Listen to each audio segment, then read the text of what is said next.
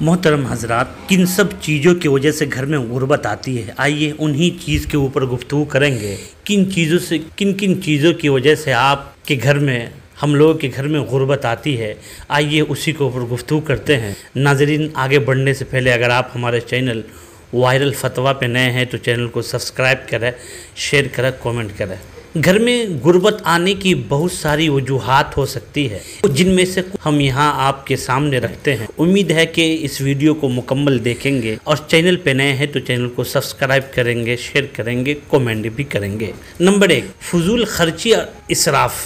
بغیر سوچے سمجھے پیسوں کا ضیاع کرنا، غیر ضروری اشیاء کی خریداری کرنا اور آمدنی سے زیادہ خرچ کرنا غربت کا باعث بن۔ آپ اچھی طرح جانتے ہیں، اگر آپ شادی شدہ ہیں تو ایک کپڑے کے بجائے 5 جوڑی کپڑا لے رہے ہیں، یا ایک گاڑی کے بجائے اچھی گاڑی خرید رہے ہیں، یا آپ بھی اسراف خرچ کر رہے ہیں۔ شادی بیاہ ہو، کوئی بھی موقع ہو، اس میں زیادہ خریدنا، آپ کی کمائی 10,000 ہے اور 20,000 کا کام کر رہے ہیں تو ظاہر سی بات ہے غربت آئے گی ہی۔ نمبر 2، بے روزگاری یا کم آمدنی۔ اگر کوئی شخص بے روزگار ہے یا اس کی آمدنی اتنی نہیں ہے کہ وہ اپنے اخراجات پورے کر سکے تو غربت کا شکار ہو سکتا ہے۔ نمبر 3، ناقص منصوبہ بندی۔ مالی معاملات میں منصوبہ بندی نہ کرنا، قرضے لینا اور ان کی ادائیگی میں ناکام رہنا بھی غربت کا سبب بن سکتا ہے۔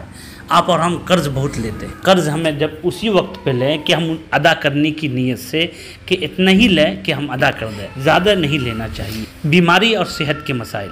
اگر کوئی شخص یا اس کے گھر میں کوئی فرد بیمار ہو جائے اور اس کا علاج مہنگا ہو تو اس سے بھی غربت آ سکتی ہے۔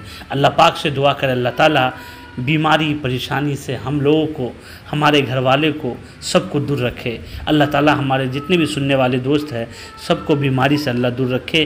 بڑی بیماریاں ہو جاتی ہے جس کی وجہ سے انسان زمین تک بیچ دیتا ہے اور غریب بن جاتا ہے۔ اللہ حفاظت فرمائے، آمین ثم آمین۔ اسی طرح نااہلی اور ہنر کی کمی۔ آپ کے پاس ہنر ہے ہی نہیں۔ اگر کسی کے پاس کوئی ہنر نہ ہو یا وہ اپنی صلاحیتوں کا صحیح استعمال نہ کر سکے تو اس سے بھی غربت کا سامنا کرنا پڑ سکتا ہے۔ آپ کوئی ہنر نہیں جانتے، پڑھے لکھے نہیں ہیں، علم سے دور ہے، کوئی ہنر سے بھی دور ہے تو ظاہر سی بات ہے یہ ہوگا ہی۔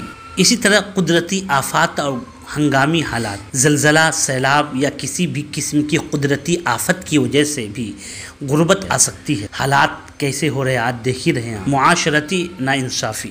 معاشرے میں اگر ناانصافی ہو، امیر اور غریب کے درمیان فرق بہت زیادہ ہو تو اس سے بھی غربت بڑھ سکتی ہے۔ آپ جانتے ہیں معاشرے میں کیا ہو رہا ہے، ناقص تعلیم۔ اسی طرح آگے فرمایا گیا ہے، اگر کسی کو اچھی تعلیم نہ ملے تو وہ بہتر روزگار حاصل کرنے میں ناکام رہتا ہے، جس سے غربت کا امکان بڑھ جاتا ہے۔ اچھی تعلیم اگر آپ لے رہے ہیں، الحمدللہ عالم بھی بن رہے ہیں تو قابل عالم بنیے، حافظ بھی بن رہے ہیں تو قابل بنیے، مفتی بھی بن رہے ہیں تو قابل بنیے، قاضی بھی بن رہے ہیں تو قابل بنیے۔ قابل جب بڑھیں گے تو الحمدللہ اللہ رزق کا دروازہ کھول دے گا اور کہیں نہ کہیں آپ لگ جائیں گے۔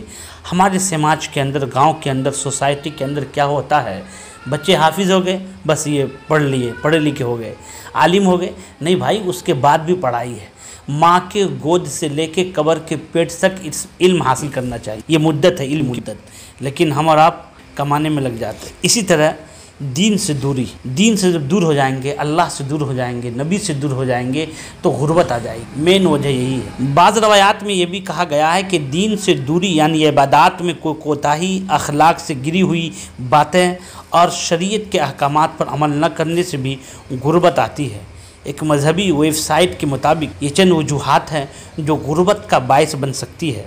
اس سے بچنے کے لیے ضروری ہے ہم محنت کریں، فضول خرچی سے بچیں، منصوبہ بندی کریں اور دین پر عمل کریں۔ انشاءاللہ غربت سے ہم اور آپ دور رہیں گے۔ اللہ پاک سے دعا کرے اللہ تعالیٰ ہم لوگ کو رزق کے وسعت عطا فرمائے، رزق کے حلال عطا فرمائے، اور آپ لوگ بھی کومنٹ کریں اور بتائیں رزق کی تنگی میں کن وجوہات سے رزق کے اندر تنگی آتی ہے، کومنٹ کر اور بتائیں۔